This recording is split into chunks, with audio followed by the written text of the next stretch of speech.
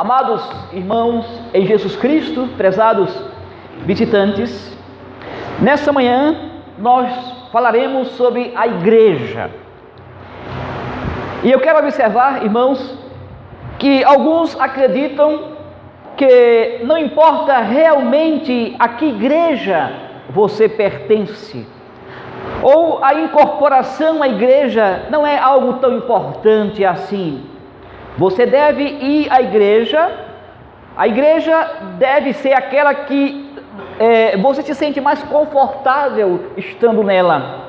Alguns até dizem que você não precisa pertencer a nenhuma igreja.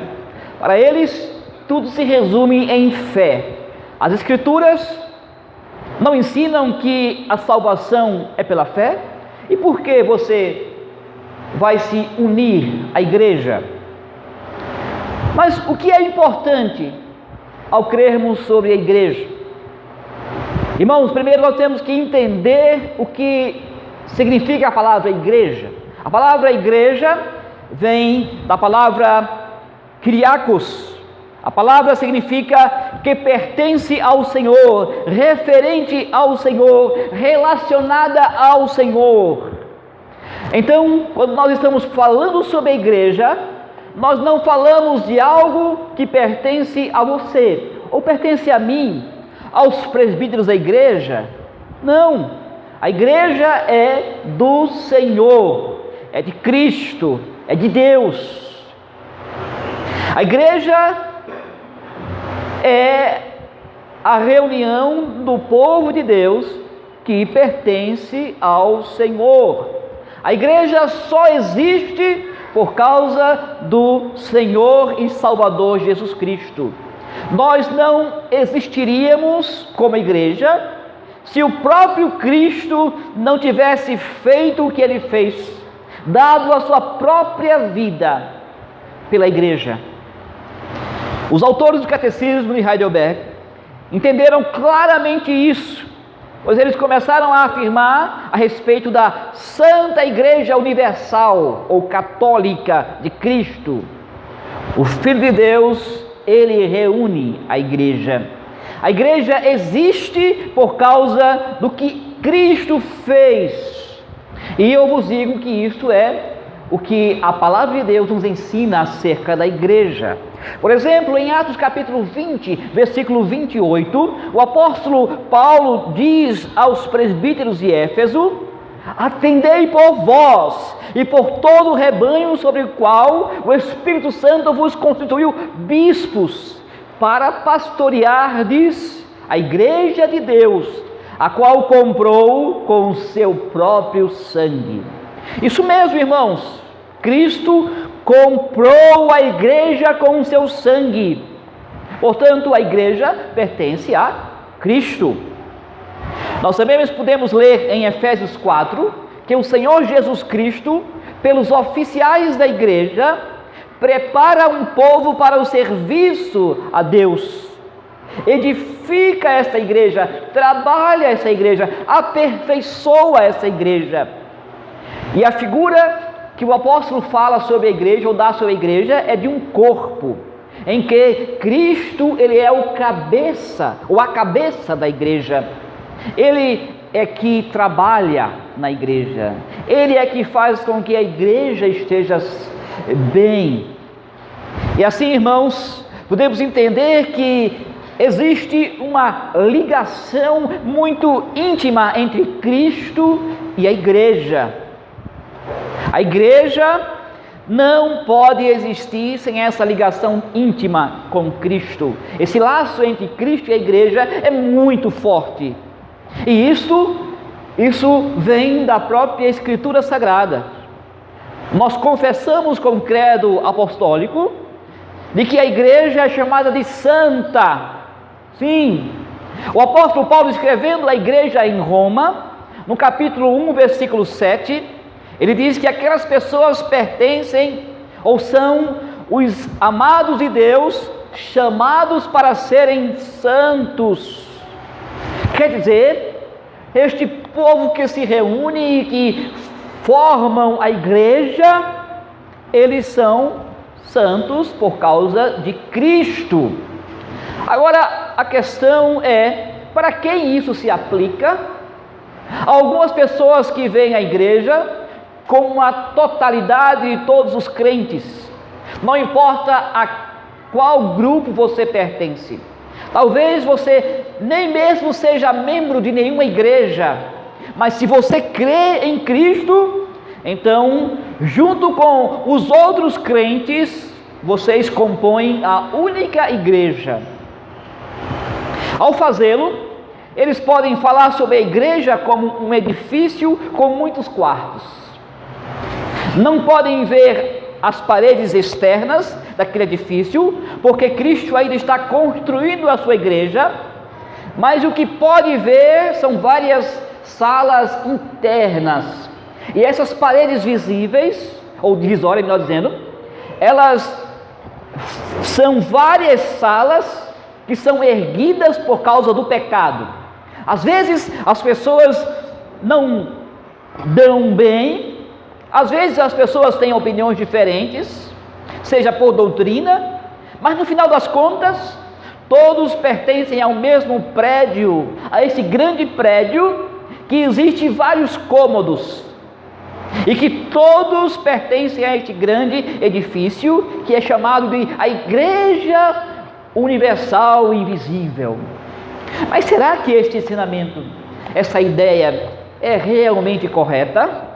É assim que devemos ver a igreja? Bem, irmãos, se é assim, então tudo o que você tem que fazer quando não gosta de uma das salas, quer dizer, de uma igreja local, deste grande edifício, então por causa de conflitos pessoais, ou não concordar com a liderança quando não é questão de doutrina e de vida cristã, então simplesmente você pode mudar de cômodo, mudar de sala, e você vai para outra igreja, ou não vai, você cria uma nova igreja, um novo cômodo, e assim você no final é incluído neste grande edifício. O que é mais importante é ter fé. Meus irmãos, se esse é o caso, então tudo aquilo que a Bíblia ensina sobre o exercício da disciplina na igreja não tem sentido, não tem valor. Se você faz da fé a base da sua membresia na igreja, então para que pastorear? Se você faz da fé a base da sua associação, membresia da igreja, então você está em um terreno incerto, pois a sua fé nem sempre é tão forte como deveria ser.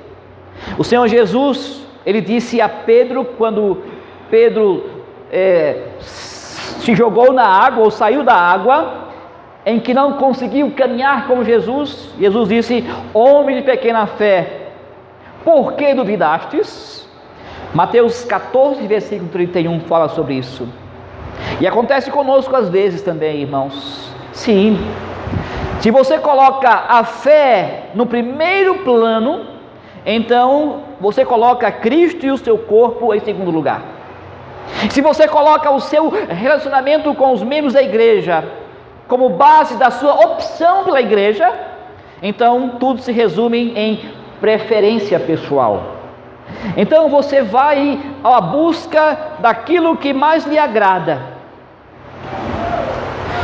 e você começa a diferenciar entre os tipos de igreja em relação à pureza, mais pura ou menos pura. Algumas são melhores do que outras, mas no final das contas tudo se resume na própria fé ou do tipo de pessoa que pertence à igreja. Então você acaba fazendo a sua escolha do que você quer e não daquilo que Deus quer para a sua vida.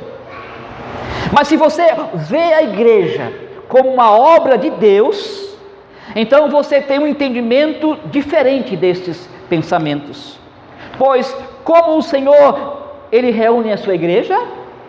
Irmãos, o catecismo diz que Cristo reúne a sua igreja pelo seu Espírito e por sua palavra. E aqui está exatamente de acordo com o que a Bíblia ensina. Paulo diz em Efésios 4, versículo 25 e 26, o seguinte: maridos, amai vossas esposas, como Cristo amou a sua igreja, e a si mesmo se entregou por ela, para que ele a santificasse, tornando-a pura por meio da lavagem da água pela palavra. O Espírito e a palavra agem juntos. Quando a palavra de Deus é proclamada, então o Espírito age na vida daqueles que ouvem a palavra. Na igreja, a palavra de Deus tem que soar, tem que falar. E é por isso que em nossa igreja o púlpito está aqui no centro, pois o púlpito que pelo púlpito que você tem a pregação da palavra de Deus. Você sabe o que isso é importante? Ouça o que Pedro diz em sua primeira carta, capítulo 1, versículos 23 e 25. Ele diz: pois fostes regenerados, não de semente corruptível, mas de incorruptível, mediante a palavra de Deus. A palavra do Senhor, porém, permanece eternamente. Ora, esta é a palavra que vos foi evangelizada. Em outras palavras, você nasceu de novo, isto é, você foi feito uma nova criatura pela palavra de Deus que foi pregada a você. É por isso que nós devemos sim pertencer à igreja onde a palavra é central, onde o púlpito não é empurrado para os lados, mesmo que ele esteja aqui no centro. Ele é empurrado para o lado, dando a importância da pregação da palavra como algo secundário, ou trocando o púlpito onde a palavra é pregada para se formar altares de sacrifícios. Irmãos, onde o púlpito ele não fala aquilo que é a palavra de Deus, a palavra não é o centro da vida da igreja. E somente por meio da palavra que você pode ser salvo. É somente pela palavra de Deus que nós somos edificados, trabalhados como membros da igreja de Cristo. Por essa razão, também é tão importante ser diligente na frequência da igreja. Sim, irmãos. Porque se nós somos edificados pela palavra de Deus, pela pregação semana após semana, devemos nós estarmos ansiando pelo momento de culto, pelo momento onde Deus está falando, reunindo a sua igreja para instruir, para falar, exortar, animar, encorajar essa igreja. A pergunta agora é: onde você encontra a igreja de Cristo? Você encontra onde a igreja prega a palavra para uma vida de comunhão com Deus. Certamente você não vai encontrar perfeição na igreja local. Não, longe disso, né? É composta de pecadores, sim, mas pecadores que têm um desejo no seu coração de ser fiel à pregação da palavra de Deus, à instrução da palavra de Deus, funcionar como um corpo de Cristo. Não se trata de indivíduos soltos, em cada um tem a sua própria particularidade, ou busca seus próprios interesses. Não. O sentido corporativo da igreja, isso está como a marca da igreja de Cristo. É por isso que também precisamos nos reunir.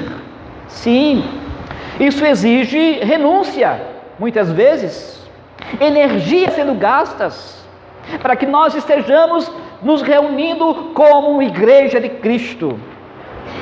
E se você não ama o corpo, certamente você não ama a cabeça. Se você não ama a igreja de Cristo, não considerando na mais alta estima, você não ama a cabeça que é Cristo. Irmãos, voltando à pregação da palavra, como aquilo que é o centro da igreja, a pregação ela é pactual. Sim, pactual. Deus não só vem com as promessas de Deus, mas também a pregação nos confronta com as exigências como cristãos. A palavra não só abre o reino de Deus, reivindicando o perdão de pecados a todos aqueles que creem, mas também anuncia fechamento do reino para aqueles que não creem. Para todos aqueles que dizem que creem, muitas vezes, mas não colocam a sua fé em ação.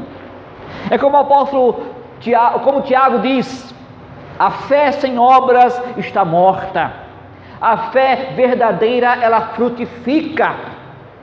A fé verdadeira recebe a palavra como verdade e começa essa palavra a trabalhar para que as nossas ações, pensamentos e palavras reflitam esse agir do Espírito Santo, transformando, mudando, aperfeiçoando nossas vidas. A palavra de Deus sim nos chama à responsabilidade. Ela deve ser posta em ação. É por isso que Paulo adverte a igreja em Corinto. Aquela igreja que em dado momento estava tolerando no meio dela alguém que estava vivendo um pecado e não se arrependeu de tal pecado. O apóstolo Paulo escreve em 1 Coríntios capítulo 5, versículos 1 e 2, diz lá: geralmente se ouve que há entre vós imoralidade tal como nem mesmo entre os gentios, isto é, haver quem se atreva a possuir a mulher do seu próprio pai. E contudo, estáis ensoberbecidos e não chegastes a lamentar, para que fosse tirado do vosso meio quem tamanho traje praticou. E o apóstolo repete no final do capítulo, ele diz: expulsai, pois, de entre vós o malfeitor. Sim, irmãos, a igreja precisa ser uma igreja que disciplina, que está cuidando sim da vida espiritual de cada membro dessa igreja, que combate o pecado, que trabalha para que o pecador esteja deixando o pecado e não sendo dominado por ele. A tarefa pesada da disciplina deve ser praticada por todos da igreja. Sim, é nossa responsabilidade a vida espiritual do nosso irmão.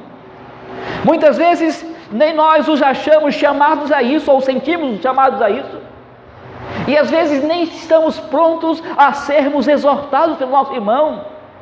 Mas a disciplina é algo que deve ser exercida pela igreja, individualmente. Se não tem resultado, entregue aos presbíteros da igreja. Eu confesso, é uma grande responsabilidade para cada um, e especialmente para os presbíteros. Mas é preciso levar isso a sério. O Senhor Deus diz em Hebreus capítulo 13, versículo 17: obedecei vossos guias e sede submissos para com eles, pois velam pela vossa alma, com quem deve prestar contas, para que façam isso com alegria e não gemendo, porque isso não aproveita a vós outros. Qual o propósito do exercício da disciplina? Paulo explica isso, 1 Coríntios 5, versículo 5, ele diz: entregue tal homem a Satanás para a destruição da carne, a fim de que o espírito seja salvo no dia do Senhor Jesus. É um ato de amor. Assim como um pai e uma mãe disciplina a seu filho por amor, a igreja também faz isso. Paulo fala aqui sobre o dia do Senhor. Quer dizer, ele se refere ao julgamento final. Ele não quer que a pessoa caia nas mãos de Satanás para sempre. E assim, ao exercer a disciplina, até mesmo a própria excomunhão, é mostrado a seriedade daquilo que a igreja tem como responsabilidade. Chamar de volta ao aprisco a ovelha que se desviou. A disciplina serve para isso, meu irmão. Para chamar aqueles que por seus próprios pés, em rebeldia, querem se mostram infiéis ao Senhor Jesus Cristo, rebeldes às palavras que têm sido anunciadas a Ele. O catecismo lida também com perdão de pecados, em domingo 21. Nós lemos lá que Deus não mantém a sua ira contra os nossos pecados por causa da satisfação de Cristo. A razão pela qual nós somos perdoados é porque Cristo pagou pelos nossos pecados. Mais uma vez, a base da nossa aceitação é o que Cristo fez. O nosso estilo de vida, as nossas boas obras, nossa conduta são determinadas por aquilo que Cristo fez, não porque nós somos bonzinhos, não porque nós nos esforçamos, mas a base é a justificação em Cristo Jesus. Quando o catecismo menciona essa satisfação, significa que Cristo cumpriu a lei em nosso lugar. Esta lei que nós lemos anteriormente, que nos mostra o quanto nós somos pecadores, transgressores da lei, incapazes de cumprir esta lei por nossas próprias forças. Mas Cristo é a nossa justiça. Ele cumpriu em nosso lugar. E confessamos que Cristo, como a cabeça da igreja, atribui a todo o corpo a obediência que Ele fez. Nós temos que refletir sobre isso como membros dessa igreja.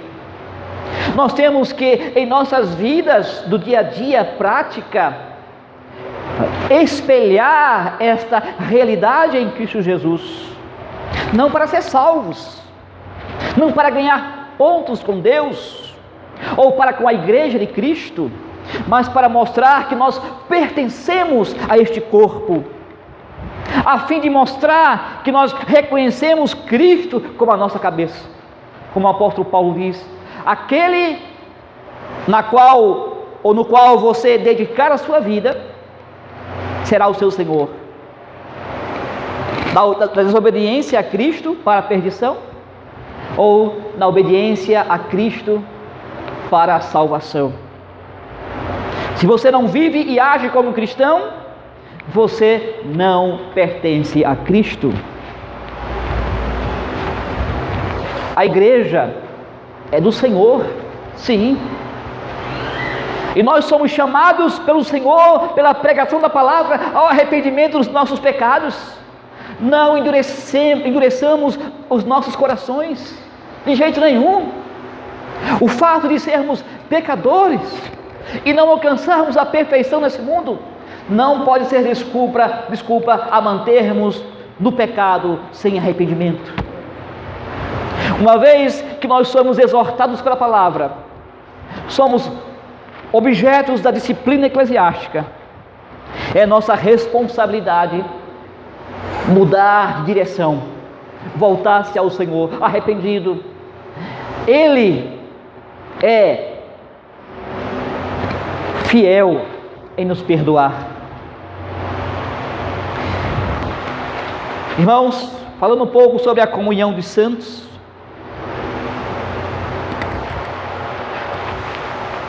o quanto a influência mútua entre os membros da igreja está sendo praticada. Nós estamos encorajando uns aos outros a fidelidade a Deus, ou nós estamos nem aí para o que os outros estão fazendo? A salvação individual. Não, irmãos. Uma vez que nós somos corpo de Cristo, nós funcionamos como um corpo. Não tem um membro do nosso corpo físico que fique inerte, sem funcionar, e que haja funcionamento correto do corpo. Não. Nós nos incomodamos se o nosso dedo está com problemas de saúde. Nós nos incomodamos se as nossas articulações não conseguem funcionar. Também devemos nos incomodar se estamos vendo alguém que está vivendo em pecado. Se couber a nós chamar a atenção para o pecado, chamar o arrependimento, façamos. Se já está nas mãos dos presbíteros para ser cuidado, para ser trabalhado pastoralmente, vamos orar. Vamos confiar que Deus está usando os presbíteros da igreja para a restauração do pecador. Não permitamos que as palavras que nos edificam, o comentário, chegue a mostrar desamor, pela falta de recuperação, de desejo de recuperação ao nosso próximo. Mas eu quero que você entenda, irmãos, que o fato da comunhão da igreja ser uma das marcas e deve ser algo exercitado, não significa, em primeiro lugar, que os membros da igreja cuidam de si mesmo como se fosse um sindicato, como se fosse a CUT, cada um defendendo a posição. Não! A primeira coisa que o catecismo destaca é que os crentes, e cada um e todos, são membros de Cristo. O corpo está em comunhão com Cristo. Cristo é aquele que age para o bem do corpo. É Cristo, meu irmão. Efésios capítulo 5, versículo 22, e a sequência dos versículos, e Apocalipse capítulo 21, 2, Cristo é chamado de o esposo, a igreja é chamada de esposa, noiva. A noiva e o noivo estão comprometidos um com o outro, por causa das promessas que fizeram. Prometeram amar um ao outro. Os casais cristãos, eles não moram juntos sem que haja um casamento oficial. Eles têm que fazer uma declaração pública deste amor. Eles têm um casamento registrado para que ele também tenha um status legal. As famílias não se unem por causa não só do vínculo familiar, ou sanguíneo, mas porque existe um compromisso de fidelidade um ao outro, compartilham do mesmo pai e da mesma mãe. Na igreja é a mesma coisa. Nós somos a família de Deus. Se você quer se tornar um membro da igreja de Cristo, é necessário, é importante você professar a sua fé publicamente. Você expressa diante de todos de que você tem um compromisso com Cristo, que é o noivo, de que você é membro uns dos outros, que forma a igreja. Vocês são uns como irmãos e irmãs, e que este corpo está ligado e dependente da cabeça Cristo. E como membros da igreja, você pertence à mesma família. Famílias não moram em quartos separados, sem interação, sem contato, sem ligação uns com os outros. Não. Você não pode se afastar do outro, ir para um outro cômodo. Por quê? Porque você tem um compromisso com a família, com o corpo de Cristo. Você expressou isso com a sua profissão da fé. Como é triste quando pessoas são disciplinadas, chegando até a ser excomungadas, e diz: eu estou em paz com Deus na minha casa, eu estou em paz com Deus sem estar na igreja, eu estou em paz com Deus vivendo no pecado. Como pode isso? Como é possível alguém estar descompromissado com a sua confissão, desligado do corpo, desligado da cabeça, e dizer: eu estou em paz com Deus. Você não está em paz com Deus se você está vivendo assim.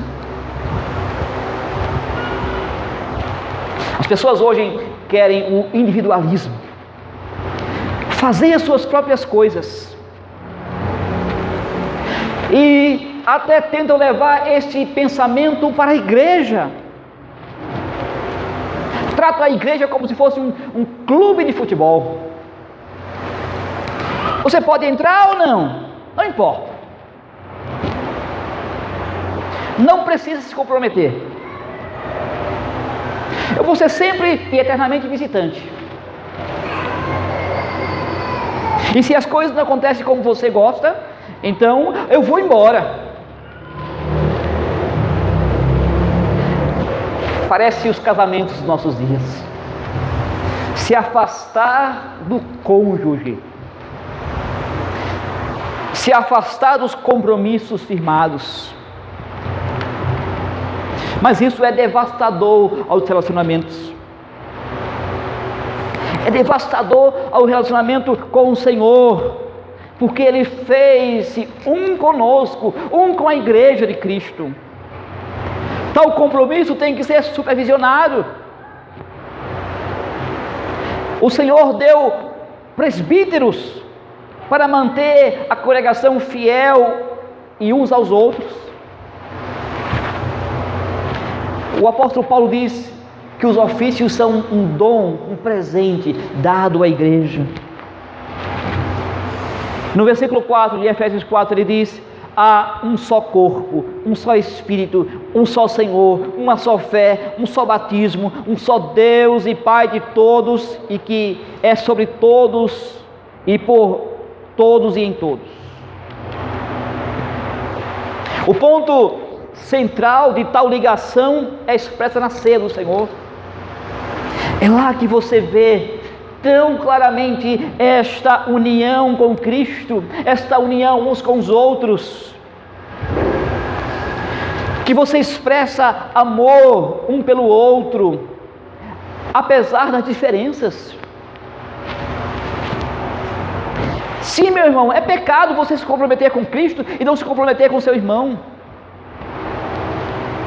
Deus nos fez um, e nós não podemos quebrar tão facilmente esta unidade da igreja. Esta unidade não pode ser quebrada não havendo arrependimento de pecados. Quando nós não estamos comprometidos com tal unidade e nos afastamos da pregação e da comunhão com o Senhor, seu Deus, e vamos para outro lugar, senão onde a igreja se reúne, ou estando na igreja de Cristo, é como que nós buscamos alimentar com isopor e nos afastamos da comida sólida. Vai nos causar todo tipo de problemas. A sua vida está em perigo se você se afasta da igreja, da pregação da palavra. Os seus filhos estão em sérios perigos. Nós precisamos da nossa comida espiritual sólida toda semana. Nós precisamos da comunhão do corpo de Cristo. Nós precisamos ser membro vivo da igreja. Nós fomos exortados na videira, e Cristo nutre os ramos da videira com a sua seiva, com as suas proteínas, com os seus cuidados.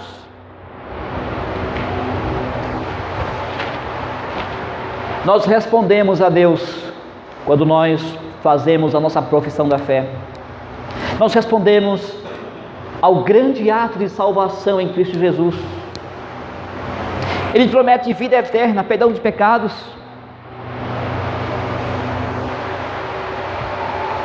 Coloque-se à disposição do Espírito Santo de Deus. Não se afaste das promessas de Deus.